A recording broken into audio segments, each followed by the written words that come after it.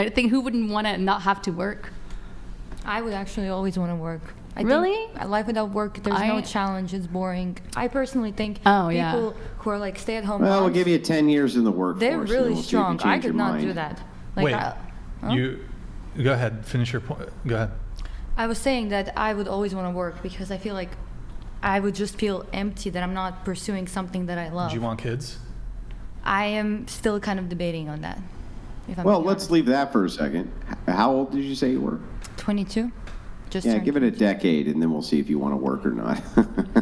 Give it a decade. Some people enjoy Give it a working. decade when you're working and you're grinding for 10 hours plus a day at your job, and then we'll see if you want to keep Do working. you think there's guys who genuinely enjoy working?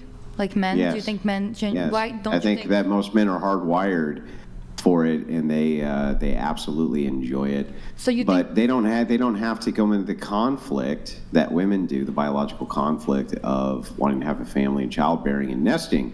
Men don't have this same conflict. Women do. even And the if other thing is that even though I know men absolutely love to work, right? I think that they absolutely would love to work on their passion projects even more than working at a job for a boss. So if you were to say, okay, man, you're liberated with $5 million to pursue X, I think that they would choose that very quickly. Okay, but personally, I think like even if I would want to have a child, you can childbear and then you go back to work if you really truly enjoy it. Some women, you think there's not a single woman in this world who really doesn't enjoy working? No, I would never say that there's not a single. I would never group anything in a monolith. I would say that that most women, the majority, the vast majority of women, if given the choice not to work or to work, would choose not to work. Perhaps the majority. And I don't think that that's true of men. I think that men would still choose to work, maybe not jobby jobs, but they would still choose to work. But I don't think most women would choose to work. And this bears out when you ask them if they would prefer to work or not work if they did not have to. Most of them say that they would prefer not to. So do you think, because I always struggle to understand that, because for me, I am, like you say, men are hardwired to want to work. I think that is true for a majority, but for me, as someone who I could not see myself just not doing anything, I constantly have to be on the go. And Well, constantly- I think we're speaking past each other, so maybe we can clarify some things. It wouldn't be that you aren't doing anything, but let me ask you a question. Let's take a girl who works at Subway, and she says, I want to work, right? Okay. What the hell is the difference between her making a Subway sandwich for a customer and making a sandwich for her husband? I have never really understood that, you know what I mean? They're both work. It's just like, why would you want to go work for strangers instead of working for your family? I've never really understood that. Well, it just seems illogical and nonsensical to me. I do understand that example. I think it just depends on occupation. Like for me, as someone who I want to be a lawyer, that's completely different. If you're, you know what I mean? If I would to be a submissive woman, my lawyer skills or my debating skills or problem solving would not be helpful at all when, if I'm trying to be a submissive woman. Yeah, they would be extremely helpful. So you know why we need really smart women raising children? It's because I don't want really dumb women raising children. So all those women who have the capacity to be really, really good lawyers and doctors and things like this, who have those really high IQs, I'd rather see them at home teaching their children. That's where I'd rather see them for the next generation to turn out all of those great I want those women having babies. And I want them nurturing those babies and making the next high IQ generation, right? I don't want them wasted away in a cubicle. That seems silly to me. But that's not a wasting away in their cubicle for them, if that's what they truly love to do. I do understand. I mean, if you're someone who wants to have kids, if you're a woman who wants to work a high occupation job and have kids, then for sure you got to make some sacrifices at some point of the child's life when you're working that position. But again, it is possible, and I don't think you should put away your passion to raise a kid because that Look, would. If you want to work, if that's what you feel like you're compelled to do, and you don't actually want to do anything but that, fine. Nobody's saying that you can't do that, right? You can, and you have every right to. Mm-hmm. But for the vast majority of women, the conflict does not come between I want to work or do not want to work. It comes between I have to work but I'd rather have a family. That's the real conflict which comes up because we value education over family. That's what we do. That's why women get married in their 30s now, because they want to have this social safety net, right? The safety net of something to fall back on. So the big conflict really doesn't come into play between women who just demand to be at work because they want to be there all day, but rather that they have to work because people have to work in modernity in order to make ends meet, right? But let me ask you this, now that I've kind of given you my view on this, do you think that if you went down the street and asked women, would you prefer to spend the rest of your life working, or would you prefer early on to be able to settle down with a man who could provide for you that you loved? Which answer do you think they'd give? I mean, most likely they would want to have a family and settle down. But Right. But all I'm saying is that That's my whole point, right? And so, like, I would prefer a society where we made that easier for them to do that, rather than a society which valued sending our best and brightest women not to carry the future generation of children, which only they could do, but rather to slave the workforce underneath a boss. That just seems insane to me. right. So everything is about the choice. I just think that there shouldn't be that much societal pressure to have kids if you don't want to. You know what I mean? Why? Why shouldn't there be so much societal pressure instead to value going to college, for instance, where useless degrees are handed out like they're candy? In fact, it's so bad, the standards have gotten so low that anybody can do it. College can't be about rewarding the best and the brightest, or everybody couldn't get through college, but they can. And so the standards have necessarily lowered in order to appeal to the lowest common denominator. A high school diploma is the equivalency of a high school education just 70 years ago.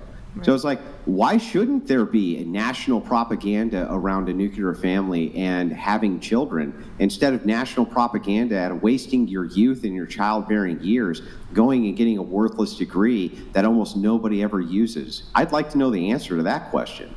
Because if you know that your true passion is being in this whatever occupation job that is, and then you have a society pressuring you to have a kid, and you feel like, oh, I have to do this, I have to sacrifice this, you're always going to regret not pursuing what you want to do, and that kid is going to know that you didn't do what you wanted to do. And that's So what? That's So what? What? I mean, what do you think sacrifice is about and patriotism? Do you think that men who get drafted and have to go to war, right? That they don't look back and go, oh, I could have done X and I could have done Y and I could have done Z? There is such a thing as patriotism. There is such a thing in a nation as sacrifice for the nation. Why is this idea that everybody must endlessly pursue endless hedonism the best way, instead of people pursuing what the greater good for the actual nation is? That seems way wiser to me. If you're gonna propagandize an entire country, why not propagandize them towards procreation and having nuclear families and things which are really good for the health of the nation? Why not do that? So you're reading that as a grand scheme of things instead of in a particular family, because sometimes there are women and men who have kids and don't pursue something they wanted to do, and that affects the family, and that causes a generational trauma. Because Every human being on planet Earth has some pursuance that they weren't able to do. The whole world is filled with failed rock stars and failed artists and failed, professionals of all kinds who chased a dream that they were not able to achieve. I mean, most people have some regret of something they weren't able to do. And this kind of idea of that, because people have kind of unachievable goals, that we shouldn't kind of move society towards these achievable things, which most people can do, which have proven time and time again to increase the happiness levels of almost everybody around. That still seems way better to me. Okay, so you think for the greater good, it is important to pursue something that you don't want, even if that's going to make you and your family miserable, possibly. Well, so this is loaded. Recognize how you said this, right? If it necessarily was going to make people's families miserable, how could it be for the greater good? That makes no sense. So if it was for the greater good, the most amount of people would find it useful, and the most amount of people would find this to be something which they would want to pursue, or it couldn't be for the greater good, right? It couldn't be. I'm speaking of Like how could it? You know what I mean? I mean, you were speaking about greater good, and the way I understood, you were speaking about a nation and perhaps even a world, how it would work better in a world. But then there are going to be those really unhappy families who just did this because that was the societal pressure. I mean, that's always going to be the case. That's what I'm saying. Yeah, but we're not going to, you would never in a million years, for instance, you would never say that there are going to be some people on planet Earth who perform better when they're doing drugs. There are. There's going to be some people who do. You would never say everybody should be able to do drugs because some people who do drugs perform better than others and have regrets they never did drugs. Does that even make sense? Would you ever say that in a million years? Of course not. I don't think. Of course not. But I don't think drugs would affect anyone positively, to be honest with you. No, wait a second. Caffeine Well, doesn't affect unless you're people. talking Hang on, about- wait, hang on. Caffeine and sugar doesn't affect people positively? Oh, that's what I was about to say. Unless you're talking about those things and like. You mean drugs? Like, do you mean something that was prescripted, or just you're gonna go? Even prescriptive as well. There's all sorts of, like, for instance, you think narcotics like painkillers, which are highly addictive, aren't highly useful to society? Of course they are. And so, like, this idea that, wait a second, because some people would have preferred to have been on those drugs, that we can't regulate or propagandize against them, that's insanity. It's the same thing at the national level. This idea of endless hedonism and individualism with absolutely no thought to the greater society at whole is pure female solipsism. Men seem to understand this very well, and the men I talk to go, yeah, that makes a lot of sense. We probably should move towards those things. But when you look at voting patterns, that's what those things move to. Patriotism, nuclear family, anti-degeneracy, that's what men vote for. Women vote purely around solipsism and let me do what I want, which So- is just crazy to me. If everyone understands that this is the optimal option, why do you think, especially in this day and age, there's so many people who disagree with that? Okay, I'm going to give you the answer, and you're not going to like it. For one reason only, because of women's suffrage. Women's suffrage absolutely destroyed the United States of America, and women's voting patterns prove it. And the truth of the matter is that women vote mostly against risk-taking. And because they vote mostly against risk-taking, they impede on people's freedoms. And so individual people, men especially, who had the opportunity to vote out illegal immigration, keep the country exactly how they wanted it to be, that was all completely destroyed by female suffrage. Men, if only men had been able to vote in the United States of America, right now, the United States of America would be beyond the glorious shining example on the hill. It would be beyond that. And the voting patterns prove it. Every single time it's a vote for security over the freedom to actually pursue these higher values, women vote against it almost every single time. Okay. And that's what I think. I think that that's the primary problem. The primary problem is that the two sexes do not see eye to eye on what is valuable. Mm-hmm. And this is why I think that one's going to have to inevitably choose, and it'll always move back that way. That all of this, what you see before you right now with egalitarianism, this will all reset eventually, and it'll just go back to primitivism. Men will be in charge anyway. Andrew, you're going to get canceled if you're talking like that, Andrew. You got to be careful. You're going to get canceled, my friend. I don't think so. I think Well- I've never actually. You know who knows this better than anybody? Feminist theorists know this better than anybody else. Feminists are the ones who came up with force doctrine. I just borrowed it from them. They were the ones who understood that men at any time collectively could take charge, and there was very little women could do. Feminists theorized all of this. They knew all of this years and years before I was ever born, hundreds of years before I was born, in fact. Almost 200 years before, in fact.